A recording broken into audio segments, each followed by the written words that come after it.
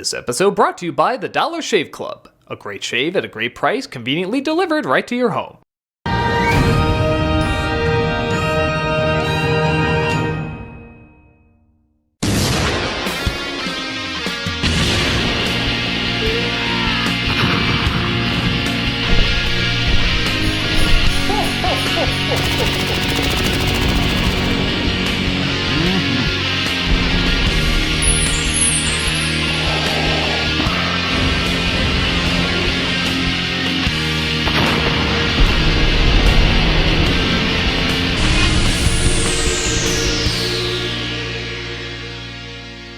Hello, I'm the Nostalgia Critic guy. Remember it so you don't have to. Imagine Deadpool, Andy Kaufman, and Monty Python's Flying Circus made a Saturday morning cartoon. A superhero who saw crime fighting more as a side thing, especially when there's more important things to do, like teach Norwegian. This is the narwhal. Duna or narqual. Perform a wedding for your hands, or figure out which monkeys in the movie Congo were actually monkeys and which ones were guys in suits. That's a real monkey. No, that's some guy in a suit. Okay, but now that's a real monkey. No, that's another guy in a suit. Now that's a real monkey. That's a guy in a suit! We're gonna have to see this again. Oh, and remember when your mom wished you a good time at the prom? Have a good time now. What if that just repeated through the course of the night? Over Have a good time now. and over Have a good time now. and over. Have a good time now. You may think this kind of animated insanity came from something like Family Guy, or Adult Swim, or any number of YouTube videos. But the fact is, this combination of animation and troll humor predates them all. It's the 90s kinda-ish hit, Freakazoid. Produced by Steven Spielberg, this was a very different beast compared to his other productions like Tiny Toons or Animaniacs. And though it never got as big as those shows, it grew a cult following over the years. While this type of self-aware, almost non-humor at times has been done in the past, you could argue it's never been done in animation on as big a scale as this. Now, animated shows of this kind of humor are everywhere. But in the 90s, there wasn't really anything quite like this. Shows have knocked down the fourth wall in the past, but this show walked past the wall, chatted with the people on the other side, observed the snacks on the catering table, and discussed those snacks and the history of them in great detail. Whether they're, religious, experiential or not, I love them, all of them. We'll hug after the show. To some, this could be off-putting, but to the select number of crazies and wackos that love this kind of non-sequitur humor, this was just the right amount of madness. Its energy contagious, its maturity obliterated, its lasting effects completely unique. And I'm here to talk with the people who made this possible. Ladies and gentlemen, for the first time ever on Nostalgia Critic, I give you co-creator Tom Ruegger and Freakazoid himself, Paul Rudd. We've been on the show before. What? When? Animaniacs tribute? Oh shit, yeah. Well, this is the first time you're on the show talking about Freakazoid, right? I guess. Okay, I'll just build up that angle. Cool. For the very first time on Nostalgia Critic talking about Freakazoid, co-creator Tom Ruegger and Freakazoid himself, Paul Rudd!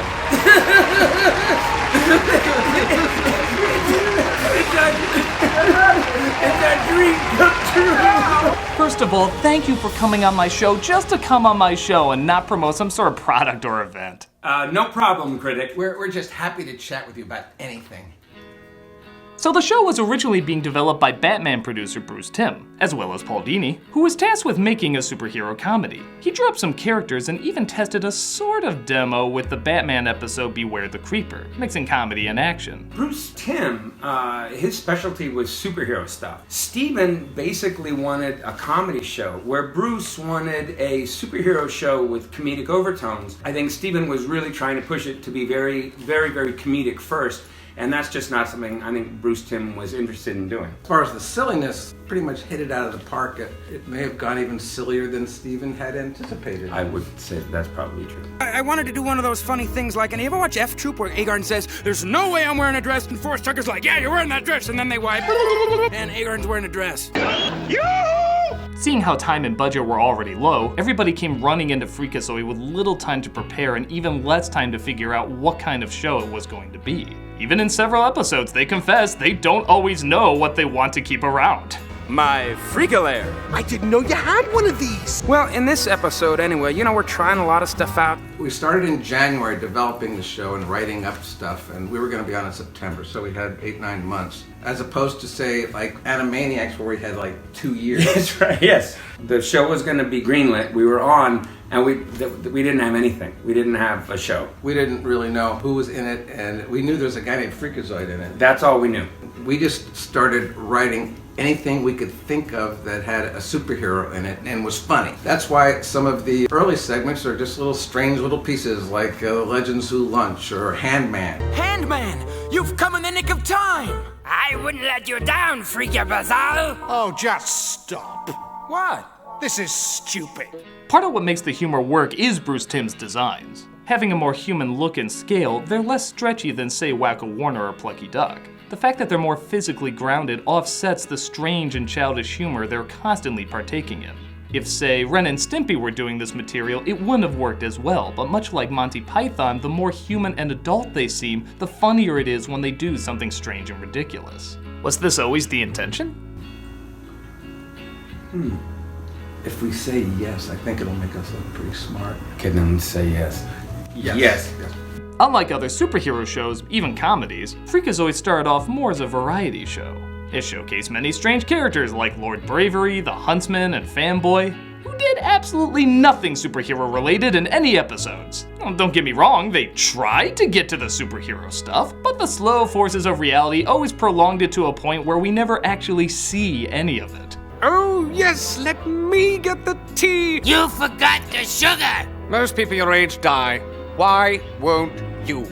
In shows like The Tick, reality would get in the way too, but he did eventually fight crime. Here, it's a complete waste of time every episode. What can I say, Huntsman? Crime is still down. Well, maybe I'll go to the all-night aquarium. When we were given the go-ahead to start working on the show, we have to just start generating material, writing stupid little things about superheroes. I had about 60 to 70 pages of just little tiny skits. Stephen, I think he liked them, but thought they were like schizophrenic and nuts.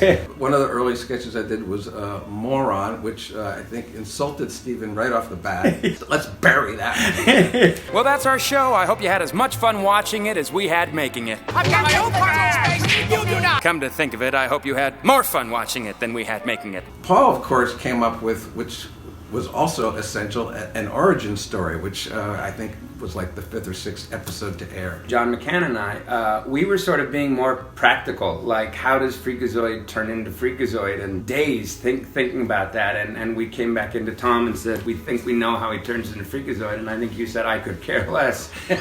We're really late, so I need some scripts. I don't care how it could change from week to week. I don't care. But he also figured out how one of his superpowers was flying, which was just him running around going, psh.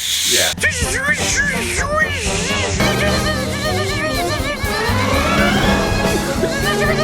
Even the origin of Freakazoid isn't revealed until episode 7, but maybe that's so they would have time to obtain their knockout celebrity guest. The president of the Motion Picture Association of America, Mr. Jack Valenti. Holy shit, they know what the kids want! Bum, bum, bum.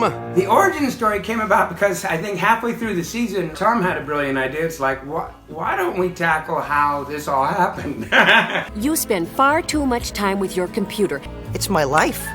That's so very, very sad. I was playing around and I started writing Jack Valenti, who was the president of the Motion Picture Association of America, just as a joke. The only note we got back on that whole episode was Stephen said, I can get you Jack Valenti. And we're like, man. I'd like to know how Freakazoid got his start as a superhero. What were the special circumstances? My home is made of adobe. I think that was one of the favorite things we ever did, because here's this guy, he was in the Johnson administration. The only reason I'm doing this is for Steven Spielberg. And I tell you, when he comes into a room, the first thing you see are the cheeks. He leads with the cheeks. Yeah. I'm Jack Valenti, and these are my cheeks.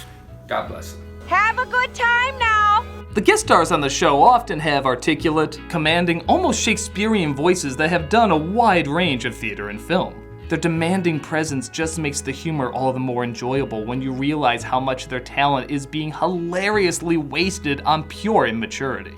Now look at this duck. It's just a duck. Oh no, my friend. It's a plain old duck. No, it's a very special duck because there is a guy in it. Well, we did have some great guest stars. I think there were certain things that Paul wanted to hear from them. Ricardo saying, "You are the weenie." He's such a weenie. I am not a weenie. You are the weenie. I remember Peter Hastings running into my office and going, "You're gonna have Ricardo Maubon say Uncle Fudge's Cooking Lab?" And I go, "Yeah," and he goes, they didn't have to pay me anymore just to have them say that was awesome. This man is giving his wife kissings and lovings. Then a monkey appears and she thinks it's the guy. Look out, woman, it's a monkey. My personal favorites are David Warner as the Lobe, whose voice is so intimidating when he's being evil. The Lobe began his treacherous reign of terror. Yet so funny when he's being a whiny crybaby. No, now that wasn't me. It's true, really. I knew I shouldn't have put that on there. Dumb. And of course Ed Asner as Cosgrove, whose deadpan deliveries of absolute insanity are an art unto themselves. We've been through a lot together. Now go away. That means we'll have to walk through duty water. I always liked the little teacup ride. How come you never got married? Because I like meat too much. You could be married and still eat a lot of meat. I didn't know that. Cosgrove is sort of an invention from John McCann. He only put him in one script, his Dance of Dune script. So the first time Ed Asner came to record, he was sort of like just there by the microphone, just reading over his lines. Not even acting, going, "Hey, Freakazoid, do you want to go for a mint?" And I remember John McCann went, "That is what I want." And he's like, "You don't want me to do anything or act?" And John McCann's like, "No, that." Ed would come in and go, "Ed, don't worry, you don't have to act." And he'd go, "All right." And that's how that happened. It might also have, believe it or not, the most insane Tim Curry performance ever. It's time to play. And if you know Tim Curry, that is quite an accomplishment. They barred me from the universities. Who's crazy now? Who's mad now? Try the casserole. Tim Curry came ready to play. I was always amazed because Andrea Romano would send out the scripts and they would have them for a week. Yeah. And invariably, every single big star we had, they came ready. So obviously Tim Curry had thought about how he was going to do all that. They called me mad, insane, Wendell! And he just went like through the roof and we're like, they called me mad, insane, Wendell! There was a camera crew there to film Tim Curry being there. And Jonathan Harris walked in, and Jonathan's like, "Is there a camera crew because the star is here?" And I go, "Yes, Jonathan." He goes, "Ugh." Have a good time now. Where Tiny Toons seem mainly for kids and Animaniacs seem mainly for kids and adults, Freakazoid seem mainly not just for adults, but for adults who love obscure, even outdated references. Christ, there's a musical send-up to Hello Dolly for no reason at all. And it goes on for a long time. Bonjour, bonjour, Lovie, oh bonjour, gosh, bonjour, Lovie. You have to wonder if this worked more because it was a kid's show and therefore fit less, or if being on a more grown-up outlet like Adult Swim would have changed things. We were trying to amuse ourselves, make each other laugh, and that was our goal. I don't think we ever said, "Can we get away with that?" The thought was, "I find this really funny. What do you guys think?" "Oh yeah, I think that's really funny." And that was always the goal. It wasn't to pull the wool over anyone's eyes or to trick anybody. We weren't trying to slip something past. Yeah. As far as Hello Dolly, the Hello Dolly number, that just seemed a natural progression. For whatever reason, I thought it would be funny to have a sort of a Hello Dolly component to it. We never thought, "Oh boy, our kids are not gonna like Hello Dolly." We didn't really care, which clearly shows because the number goes on for 5 minutes. I think it took like 7 months to just animate that scene. Man. That's weird stuff. With that said, did anyone ever say no? Like, anyone? We weren't being closely supervised. No. The goal was to get the thing done, get it out there. The only thing I recall where they said, "No, you can't run these," we made these cruise ship commercials, which were based on a cruise line. They were very somber. "You can relax on our cruise ships. Everything is nice." So we did these commercials where we don't have any footage to show you from Freakazoid because we're way behind schedule. And but we had cruise ship footage, pictures of cruise ships behind it. But the lawyers at Warner Brothers said, no, these are too close to the real commercial. You can't, we'll get sued. One of you at some point must have just stated, no, this is too obscure, too silly, too crazy. No, we would only say no to each other like, that's not funny, or I don't really think that's gonna fly. I remember John McCann and I, we struggled a little bit with Hero Boy, like bringing him back and stuff. Then we were like, let's just do more Hero Boys. So, but voiced by John McCann. Was that? Voiced by John McCann. I must succeed. I must succeed! I must succeed! I must succeed! I must succeed! Lord knows I wouldn't know anything about obscurity. Of course! Everybody gets that.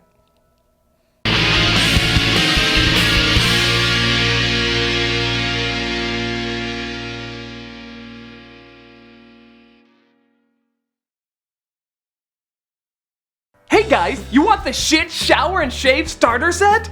Cause that's what I get to sell you today, I'm not even kidding! From the Dollar Shave Club, it's the shit shower and shave starter set! But it doesn't just stop there, I get to sell you One Wipe Charlie's butt wipes! Yes, this is actually what they're called! Can we just take a moment and appreciate how life has led me to a point where I get to sell you shit shower and shave starter set with One Wipe Charlie's butt wipes?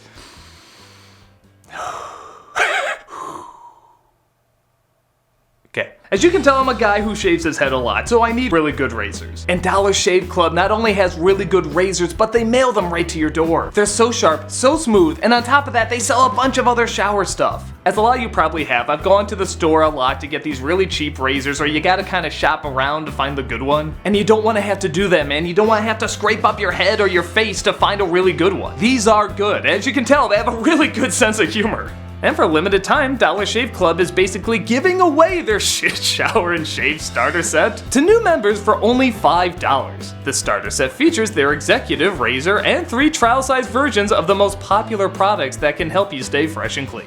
In your first box, you'll receive their shave butter, another great name, body wash, and yes, One Wipe Charlie's butt wipes. You'll also receive their executive razor, which includes their premium weighty handle and full cassette of cartridges. And after the first box, replacement cartridges are sent for only a few bucks a month. For razors this good, that really is a steal. This offer is exclusively available at the link in the description, dollarshaveclub.com/awesome. And on top of that, when you buy their stuff, it enables them to support our channel. And I get to sell you One Wipe Charlie's butt wipes. Life is good. They have a lot more than just great razors. They have really great products with really great names. Give them a try and you too can look like Lex Luthor if he never moved out of his parents' basement. Go to the dollarshaveclub.com/awesome and test out your One Wipe Charlie's butt. I can't. Just go.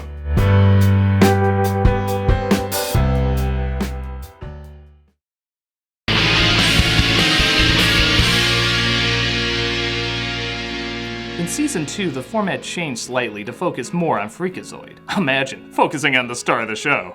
Characters like Lord Bravery and the Huntsman ask what the hell happened to their role. Freakazoid has them wash his car, and the episode ends.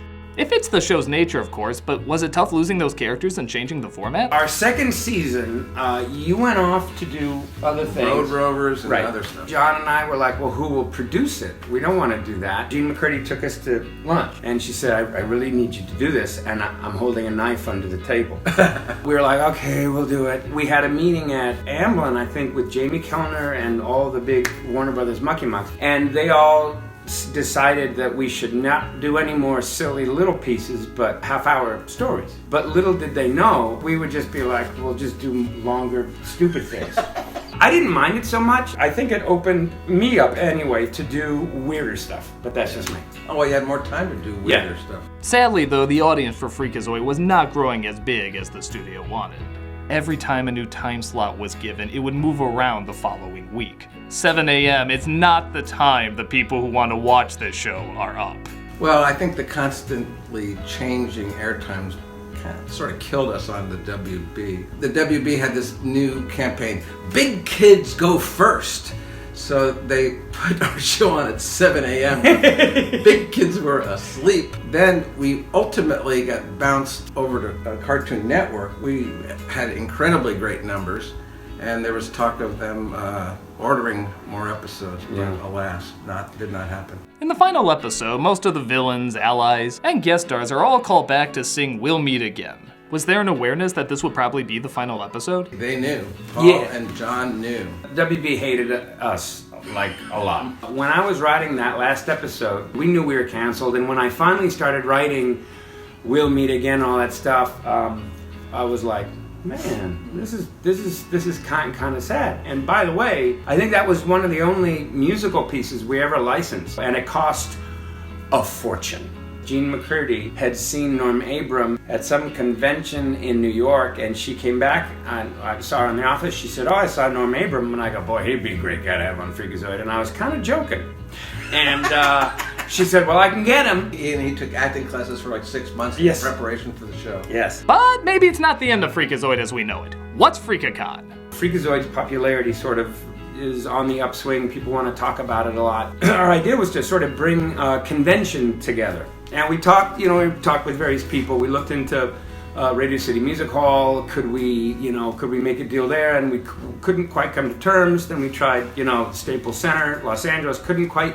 Almost couldn't quite make it. So, but then we finally have a new venue, and it's Tom's Garage. It's an intimate space. Kind of answer questions for the first time live. Have people write questions and we'll answer it. Paul Dini's going to be there. Paul Dini. We have Joe Leahy coming. We have Steve and Julie Bernstein coming, who are going to be sharing their musical gifts. There is a contest out there for people to reinvent their idea of Freakazoid fanboy or fangirl. Make a video of them saying why Freakazoid is probably the best superhero ever. And dressed up as their fan idea. Right. So we want to get as many people tuning into this live event. On March 15th, 5 p.m. Pacific time. Go to the Facebook page and write in questions that we'll be answering. Well, if you're a Freakazoid fan, that is definitely worth checking out.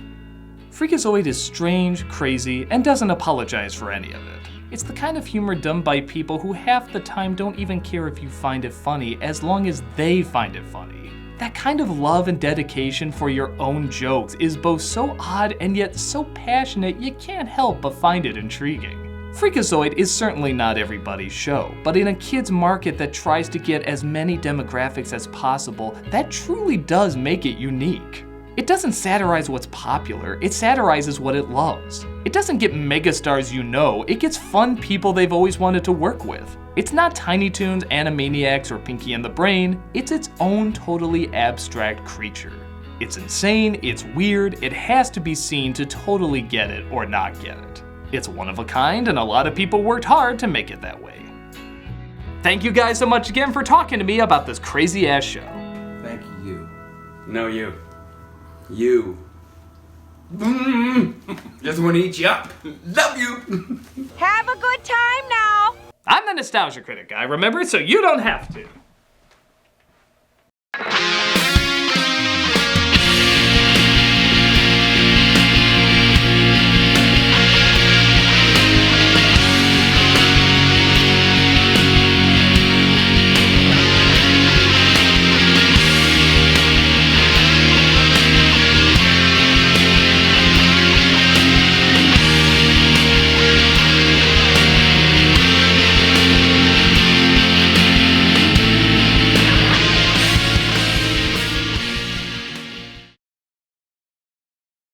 You could be married and still eat a lot of meat.